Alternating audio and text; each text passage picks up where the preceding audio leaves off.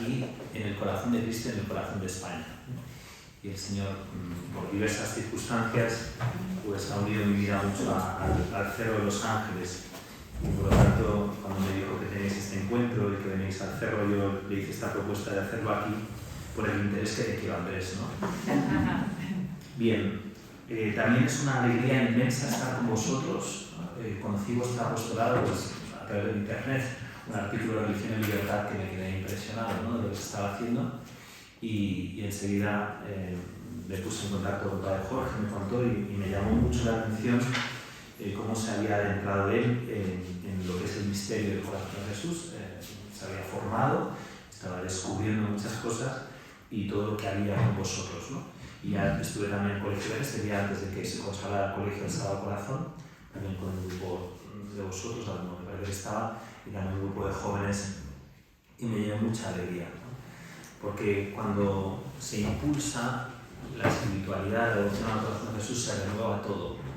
Y esto es fuente de renovación no solamente para vosotros, sino que esto es fuente de renovación para vuestros apostolados. En primer lugar, el más importante que tenéis, la mayor parte de vosotros, que es la familia. Esto es fuente de renovación para vuestra vida familiar, vuestros colegios, el Reino Christi, el ambiente donde os movéis, vuestros trabajos. Soy testigo de la misericordia del Señor, ¿no? Y todo lo que está bajo el amparo del corazón de Jesús es bendecido. El Señor lo prometió y el Señor es fiel, ¿no? Esto no son cosas de superstición, no, esto es verdad, ¿no? Entonces, por eso me llevo mucha alegría por saber que en estos tiempos de desolación, ¿no?, estamos en tiempos de desolación en el mundo y también en la Iglesia con dificultades, con purificaciones muy gordas, el corazón de Jesús está cuidando, protegiendo, para que seamos fecundos, nosotros no, sino Él a través de nosotros, pues a la Iglesia. Bien, voy a meterme ya en el tema. Yo la perspectiva que quiero plantear es el tema de la reparación hoy, ¿no? Algunas ideas que os voy a lanzar aquí para pensar en el tema de la reparación hoy. Sabéis que el tema de la reparación es un tema que no es fácil entenderlo, ¿no? No es fácil entenderlo y teológicamente hay que explicarlo bien, porque siempre se nos puede ir la mano de un lado o de otro, en el sentido de decir, pues exagerar a veces mucho el aspecto negativo de la reparación, que sería propiamente, como habéis estado hablando de estas cosas seguro, todo lo que es el aspecto del sacrificio de Cristo, de la consecuencia del pecado en Cristo, o irnos al otro lado, ¿no? Es decir, que la reparación, bueno, pues es simplemente nuestro consuelo a Jesús, pero que no le afecta el pecado y desvirtuar las cosas. Entonces, ¿dónde está ese equilibrio, no? El equilibrio es mirar al corazón de Cristo. Mirar al corazón de Cristo. Entonces, para que podamos entender bien el tema de la reparación, tenemos que mirar al corazón de Cristo, ¿no? Mirarle a Él. El Papa Benedicto XVI, en una alocución al credo romano, no sé si habéis hecho referencia a ella, 22 de febrero del 2007, ¿no?, ante una pregunta de uno de los sacerdotes sobre la reparación eucarística, dijo lo siguiente: me parece que es necesario profundizar en este tema, llegar al Señor mismo, que ha ofrecido la reparación por el pecado del mundo, y buscar los modos de reparar, es decir, de establecer un equilibrio entre el plus del mal, se referiría al pecado, y el plus del bien, a la gracia. Así, en la balanza del mundo, no debemos dejar este gran plus en negativo, sino que tenemos que dar un peso al menos equivalente al bien. Esta idea fundamental se apoya en todo lo que Cristo hizo. Por lo que puedo entender, este es el sentido del sacrificio eucarístico. Contra este gran peso del mal que existe en el mundo y que abate al mundo, el Señor pone otro peso más grande, el del amor infinito que entra en el mundo. En el tema de la reparación vamos a encontrar estos dos aspectos que se van a unir: la fuerza del mal y del pecado y la fuerza del amor de Cristo, que transforma el pecado, ¿no? Cristo se hace presente aquí y sufre a fondo el mal. Esto es el sacrificio, creando así un contrapeso de valor absoluto. El plus del mal que existe, siempre si vemos solo empíricamente las proporciones, es superado por el plus inmenso del bien, del sufrimiento del Hijo de Dios, ¿no?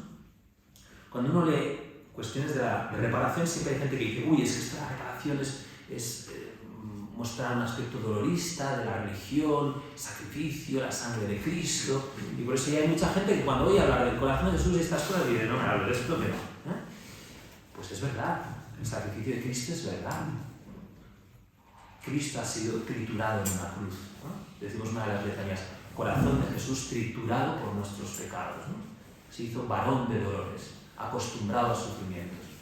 Pero claro, la perspectiva desde la que vemos el sufrimiento de Cristo, su sacrificio es desde el centro de ese sacrificio, que es su corazón abierto. Su corazón. Es decir, es un sacrificio desde el amor. Desde el amor. Aquí es lo que el Papa está diciendo, ese plus, ¿no? Bien, esto es mirando al corazón de Cristo. Pero ¿qué me dice a mí la reparación? Porque hay dos aspectos de la reparación. Cristo como el reparador y yo que tengo que reparar el corazón de Cristo, ¿no? Aquí aparece el segundo elemento de la reparación, es que a través del sacrificio de Cristo yo soy invitado a entrar en esa corriente de amor. Y dice el Papa, vemos que hay un plus aún mayor en el hecho de que Dios mismo ha entrado en la historia, se ha hecho partícipe de la historia y ha sufrido a fondo. Este plus del Señor es para nosotros una llamada a ponernos de su parte, a entrar en este gran plus de amor y a manifestarlo incluso en nuestra debilidad. Nos hace este don para que, como dice la carta a los Colosenses, podamos asociarnos a su abundancia y así hagamos crecer aún más esta abundancia concretamente en este momento histórico.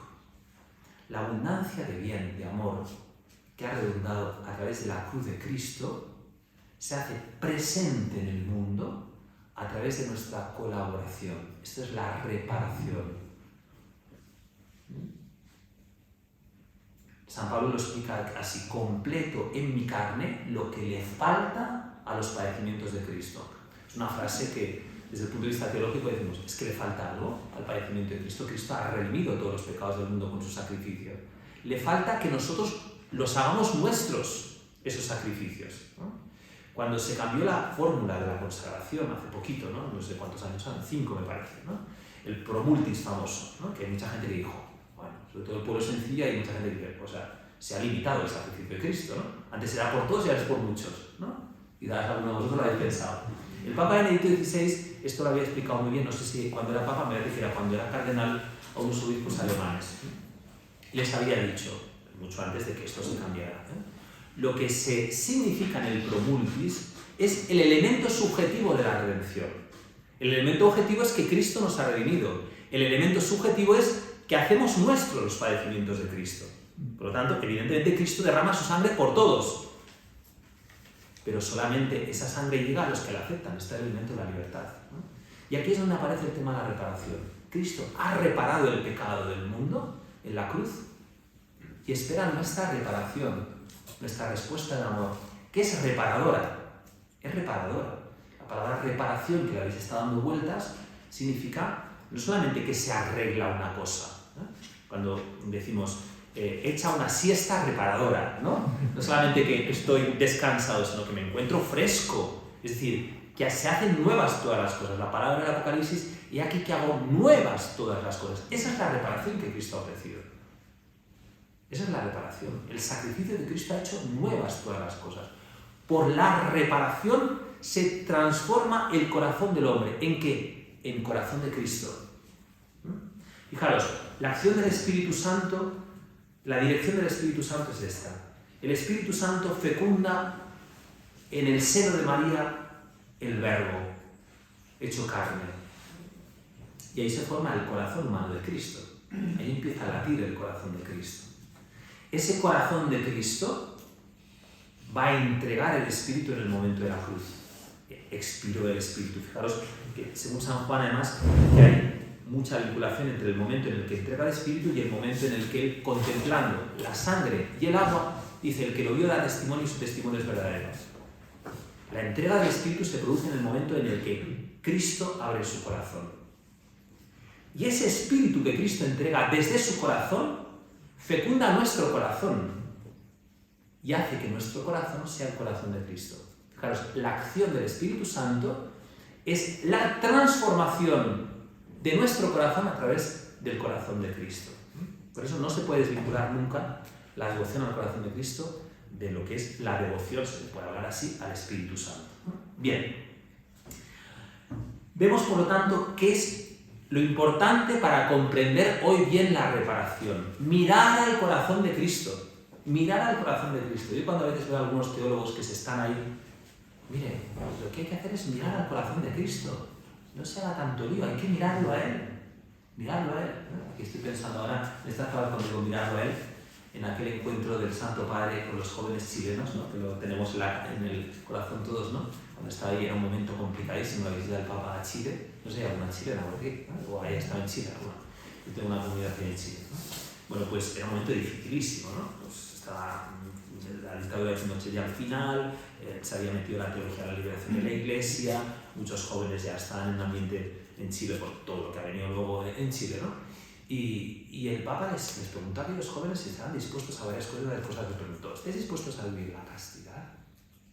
¿Dónde está viviendo jóvenes? Y dijeron, no. Oye, qué mal lo habéis hecho los cardenales para no preparar a los jóvenes, para no decir que sí, aunque no se lo crean, no. Dijeron, no. Entonces el Papa, señalando al marcador, que había una imagen de la Santa Faz, dijo, miradle a él. Miradle a él. Y decía, Cristo es un profeta mucho más que un profeta. Cristo es verdaderamente un líder, Cristo es mucho más. Cristo es el Hijo de Dios hecho carne, que ha venido a salvar al mundo. Miradle a Él. Miradle a Él. Gritando, decía el Papa. Y después de hablarles de Jesucristo, les dijo, ¿estáis dispuestos? Y dijeron que sí. Claro. Es que muchas veces hacemos moralismo, muchas veces hacemos teología, pero sin ir al centro, que el centro es Dios. Este tema que lo tocaba tantas veces Benedicto XVI, el tema es Dios, el tema de nuestra sociedad es Dios. Y el tema es el misterio de Dios en Cristo, que se nos ha revelado en su corazón abierto. Por eso hay que mirar a Jesucristo, mirar a Jesucristo. Mirando a Jesucristo, ¿qué es lo que verdaderamente descubrimos en ese corazón que aparece con esos signos dados particularmente a partir de Parelemonial? Porque es verdad que en la cruz no vemos el corazón. El apóstol no habla del corazón, dice, el que lo vio da testimonio que ve un pecho desgarrado por la lanzada, ¿no? Entonces, ¿cómo la Iglesia ha ido descubriendo el signo del corazón? Bueno, a través de los místicos, pero muy particularmente las revelaciones de Parelemonial, donde aparece el signo. El signo es muy importante, que dice, bueno, ¿qué más da el signo? No, el signo es muy importante, es curioso, ¿no? Porque ha habido muchos años que decían, los signos no valen para nada, y ahora son fundamentales los signos, porque todo es imagen. Hoy en día a un chaval le envías un corazón y ya sabe lo que significa. Bueno, no tan chaval, vosotros también os enviáis corazones, ¿no? Bueno, los signos, pues es el signo. Y ese signo tiene unas señales. Tiene una cruz, tiene una herida, tiene fuego, tiene espinas.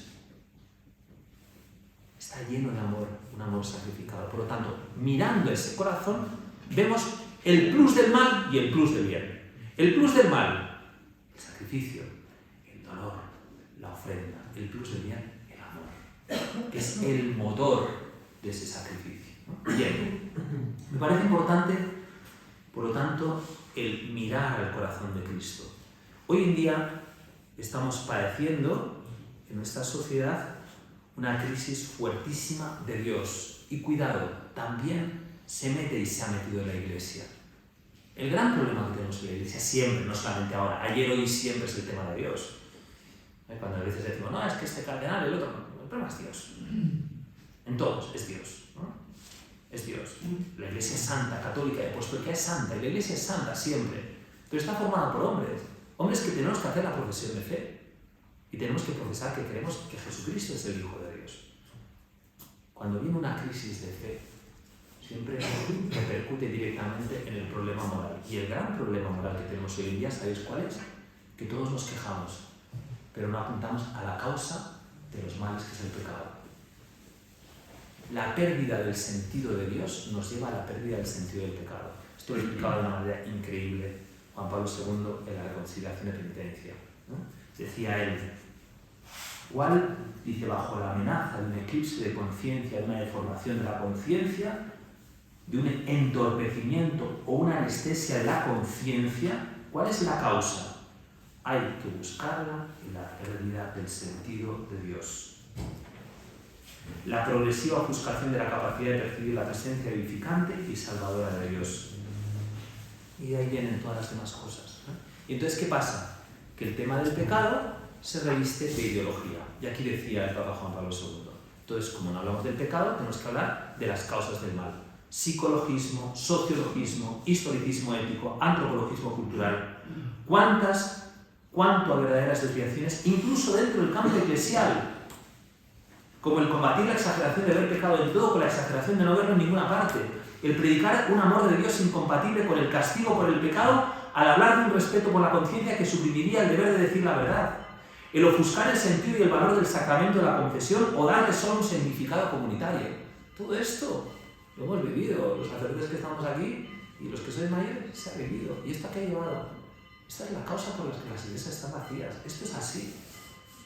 Las iglesias están vacías porque el mundo ha ido por donde ha ido, pero también nosotros tenemos culpa, ¿eh? Yo el primero. Si no hablamos de Dios, no hablamos de Cristo. La gente llega a un momento que se anestesia y bueno, las consecuencias luego vienen para la sociedad, ¿no? Bien. Por lo tanto, es una invitación para descubrir ese plus de mal y plus de bien que aparece en el tema de la reparación, mirar a Cristo. Bien. Pero hay algo que, desde la perspectiva que tenemos que mirar hoy ese corazón de Cristo, y yo esto lo hago en el sentir con la Iglesia, no es una opinión, que es desde la perspectiva de la misericordia. La perspectiva de la misericordia. Fijaros, en Parelemonial, el tema de la misericordia no es explícito. Es explícito el tema de la misericordia vinculado con el corazón de Cristo en las revelaciones a Faustina Kowalska. Eso es explícito, ¿no? De Faustina Kowalska aparece el Señor mostrando su corazón, esos raudales de luz roja y azul, ¿no? Sangre y agua, ¿no? Y es el tema de la misericordia, ¿no? Que el tema de la misericordia entra en un momento en la Iglesia crucial, que es la explosión de las grandes ideologías del mundo moderno, siglo XX. El siglo XX es la explosión de lo que veníamos arrastrando desde la Ilustración, pero que llega a la destrucción masiva de miles y millones de hombres y mujeres como consecuencia de las grandes ideologías. Ahí, en esa experiencia de miseria del hombre, la palabra de la Iglesia, que siempre es palabra que ilumina los tiempos, es misericordia. Misericordia. Y empieza a aparecer en el magisterio. Los papas hablan del corazón de Jesús de una manera muy potente. Finales del siglo XIX, 1856, fiesta del corazón de Jesús. 1899, consagración del mundo al corazón de Jesús por León XIII. Y luego llega el Papa Pío XI con las grandes encíclicas. Quas primas, ¿qué dice el Papa? Es completar la consagración del mundo al corazón de Jesús, proclamando que el corazón de Jesús es el corazón de Cristo Rey, fiesta de Cristo Rey. Miserentísimo Redentor, la gran encíclica de la reparación.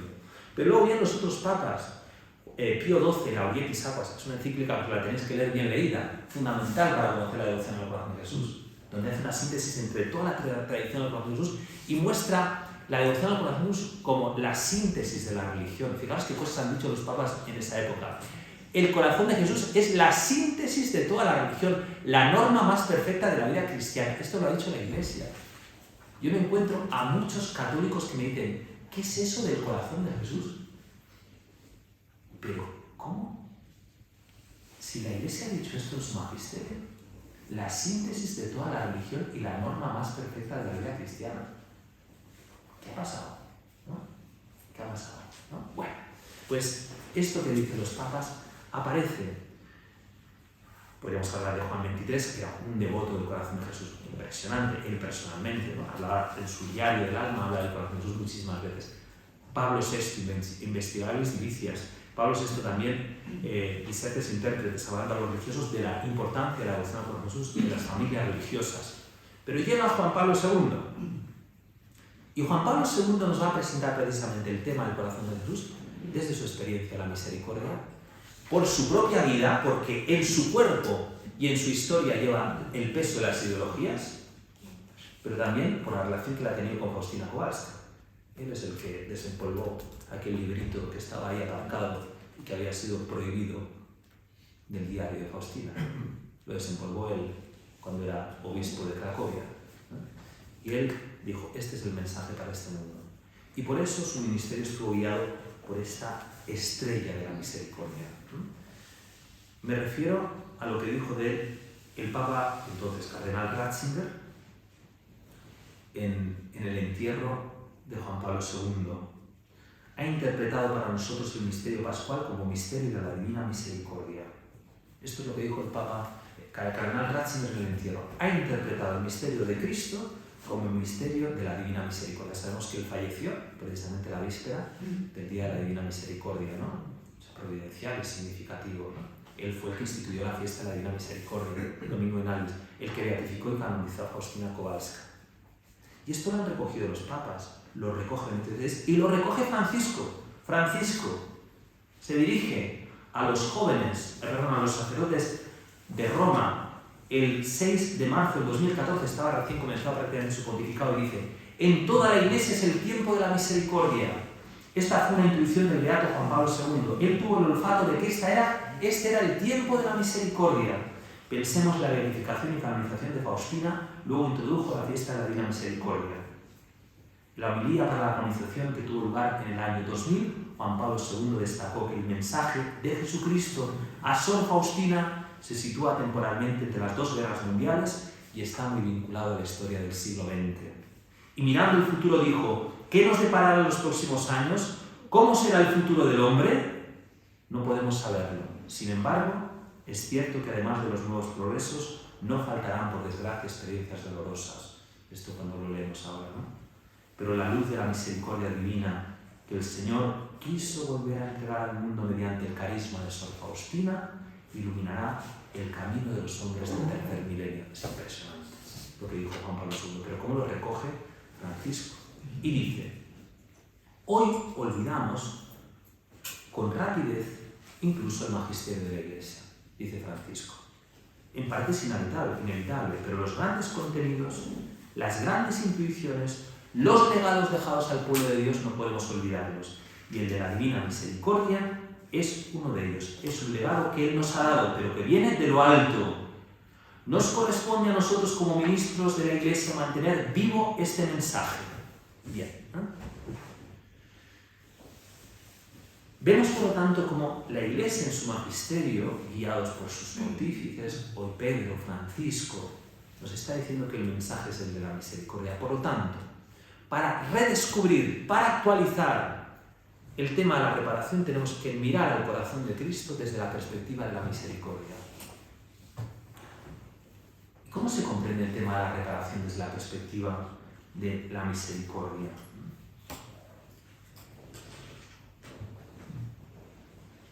Dice el Papa Juan Pablo II: la Iglesia parece profesar de manera particular la misericordia de Dios y venerarla dirigiéndose al corazón de Cristo. Mirando al corazón de Cristo, profesamos la misericordia de Dios. En efecto, precisamente, al acercarnos a Cristo en el misterio de su corazón, nos permite detenernos en este punto en un cierto sentido y al mismo tiempo accesible en el plano humano de la revelación del amor misericordioso que ha constituido el núcleo central de la misión mesiánica del Hijo del Hombre.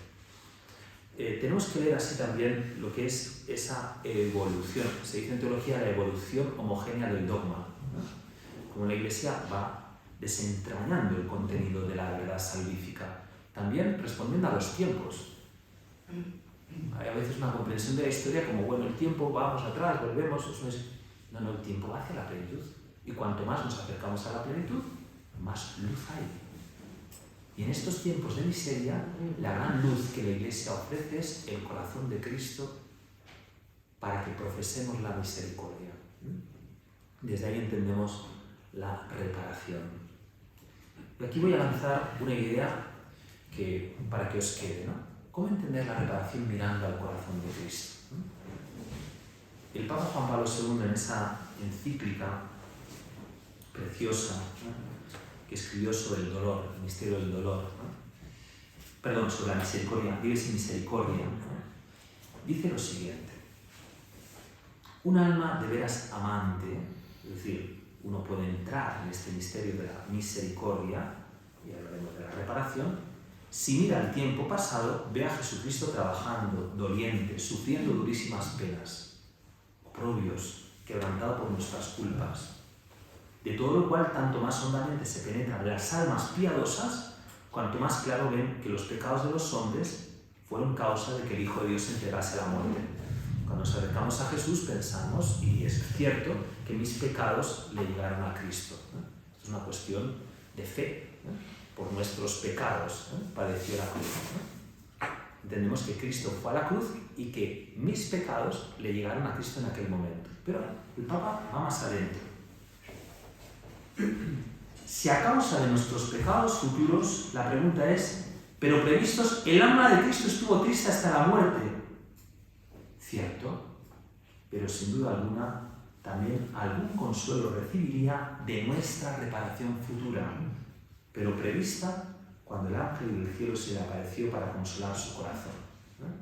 Bien, esto que os estoy leyendo, perdón, es Amisentismo Redentor de Pío XI. El Papa lo que está diciendo aquí Pío XI es que nuestro amor de ahora le llega al corazón de Cristo.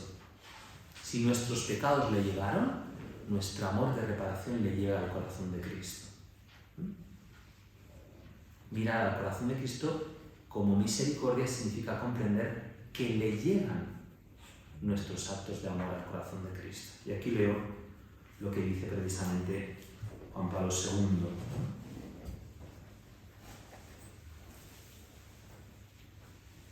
El que pasó el bien, haciendo el bien y sanando, él mismo parece merecer la más gran misericordia. Esto es fuertísimo. Apelando a la misericordia cuando es arrestado, ultrajado, condenado, flagelado. Es entonces Cristo cuando merece de modo particular la misericordia de los hombres a quienes ha hecho bien y no la recibe. Es decir, que la misericordia más grande del Señor es que pide de nosotros misericordia. Cristo pide misericordia. ¿Qué es la misericordia? Santo Tomás de la Secunda Secunde, cuando habla de la misericordia, dice que la misericordia es una tristeza, es una pasión. Las pasiones ya sabéis que es algo neutral, la pasión depende del objeto. Si el objeto es malo, las pasiones son malas y se convierten en vicios. Si es buena, se convierten en virtudes. La misericordia es una virtud. ¿En qué consiste la tristeza de la misericordia? Dice Santo Tomás. En que me entristezco por el sufrimiento del amigo.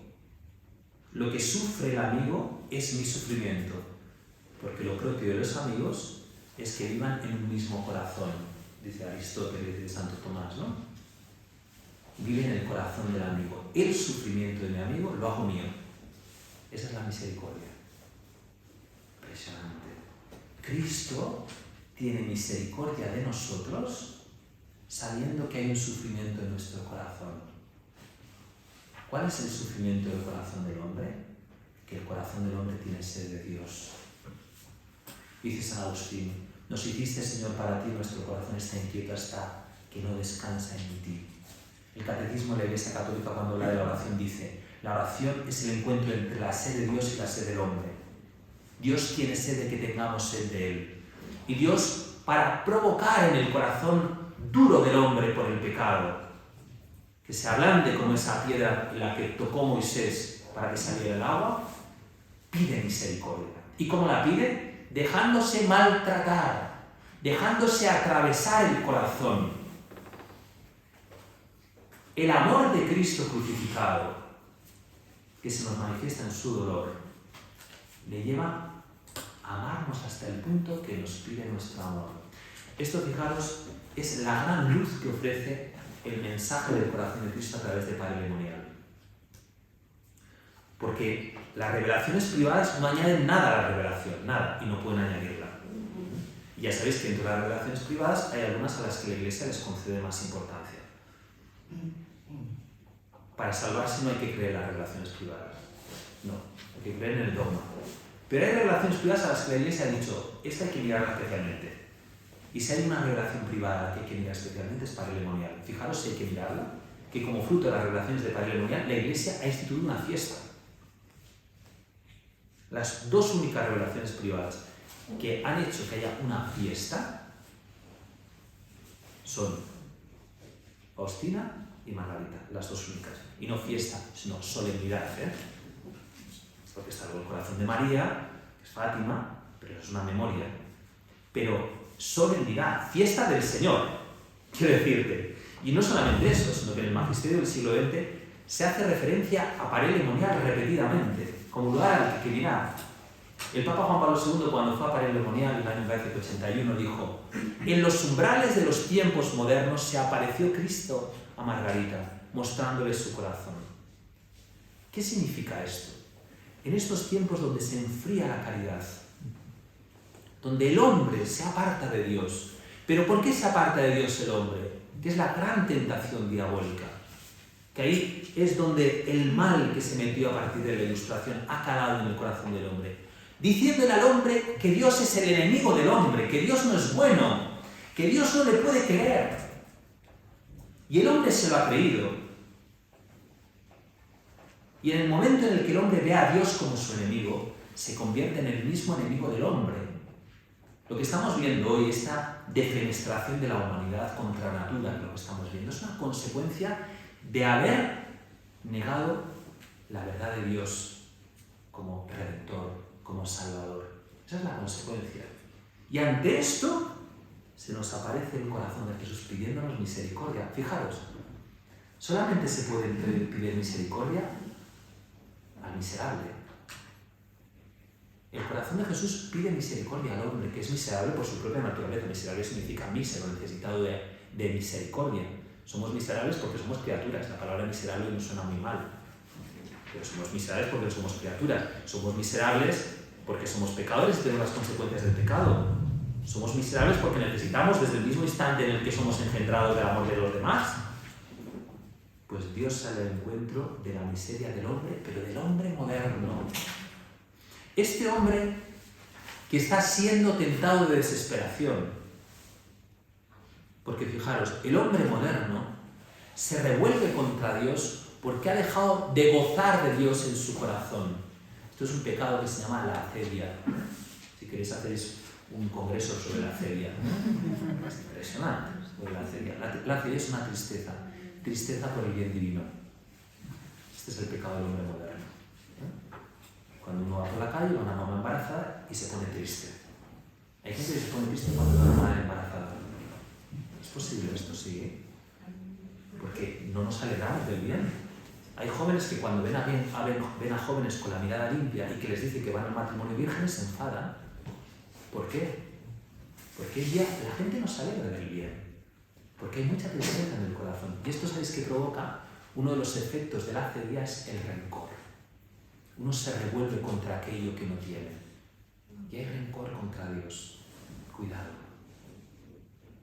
El único que puede hacer que ese corazón de piedra se ablande es el corazón de Cristo. Es la misericordia del Señor. Os cuento una anécdota y voy a tener que ir acabando. Que me sucedió precisamente aquí en el cerro. Cuando bajéis, ¿hay alguno de aquí que nunca ha venido al cerro? Pues luego vais y vais a hacer lo que os voy a pedir. Vais aquí abajo y vais a ver la antigua imagen del cerro y vais a tratar de buscar la cara del corazón de Jesús. No la vais a conocer. Bueno, igual decís esto porque está en el centro. No queda nada. Fue balaseada, como dicen en América, ¿no? Balas, pero luego cuando dinamitaron la imagen, los comunistas, la orden fue dada por una feminista, era la que dirigía todo tenía la cosa bastante retorcimiento, ¿no? Muy diabólica todo. Bueno, cuando tiraron la imagen la arrastraron por aquí para que no quedara nada. No podían aguantar que hubiera ningún signo de esa cara. Y esto se lo está explicando una chica que había realizado bastantes abortos en su vida hace un par de años. Y cuando estaba mirando, yo le estaba explicando esto, vi que estaba callada y me decía, lo entiendo. Y yo, ¿qué estás diciendo? Dice, lo entiendo. Porque cuando uno está por dentro roto, cuando uno ha hecho mucho daño, cuando uno ha negado el amor que se le ha ofrecido, tiene mucho rencor. Y si hay alguien que te dice Dios te ama, te revuelves contra ese alguien que te dice que Dios te ama. Ese Dios que te ama para mí era la iglesia. ese Dios que te ama es la imagen del corazón de Jesús. Y esos hombres hicieron esto porque en el fondo no querían que les miraran. Porque quien siente la mirada del corazón de Cristo no se puede resistir. Porque el corazón de Cristo te dice, entrégame tu miseria. Y así serás consuelo para mi corazón. Así serás consuelo para mi corazón. Esa es la reparación. La reparación es entregarle al Señor nuestra miseria con confianza. Decirle a Jesús, corazón de Jesús, en ti confío. En ti confío. Me parece, con esto acabo, que si hay alguien que nos puede enseñar esto en estos tiempos es Teresita del Niño Jesús. Leer a Teresita. Leer a Teresita. Porque a mí me parece que es la gran pedagoga del corazón de Cristo para estos tiempos. La que nos enseña lo que es la reparación. Ella no hablaba de reparación. Ella una vez le dijo a su hermana, yo no veo el corazón de Jesús como los demás, porque le debía escuchar predicaciones donde quizás se hablaba de una manera muy dolorista del corazón de Cristo. Ella le parecía todo como... Y Teresita, mira qué sufrimiento tuvo, que dijo al final de su vida, no pensé que se pudiera sufrir tanto, pero no me arrepiento de haberme entregado al amor. Teresita todo lo comprendía desde el amor y la misericordia. Ella, que escribe en Historia de un alma, ese texto que lo conocéis muy bien, ¿no? Cuando ella dice que estaba buscando su lugar en la iglesia, ¿no?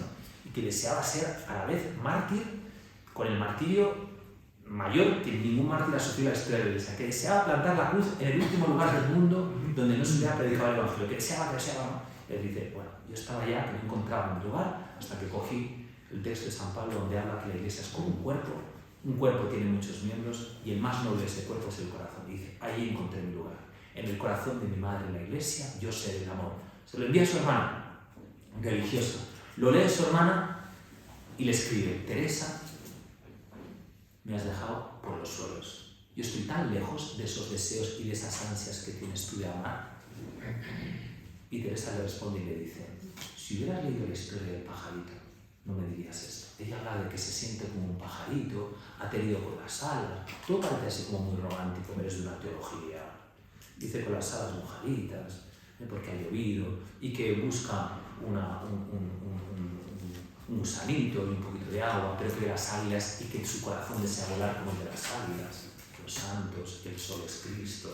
Las alitas están mojadas como consecuencia de los pecados, de las miserias. El gusanito son nuestras afecciones desordenadas. Bueno, Teresita las cosas que dice, ¿no? Dice, no dirías eso. Y dice ella, lo que le agrada a Dios de mi pequeña alma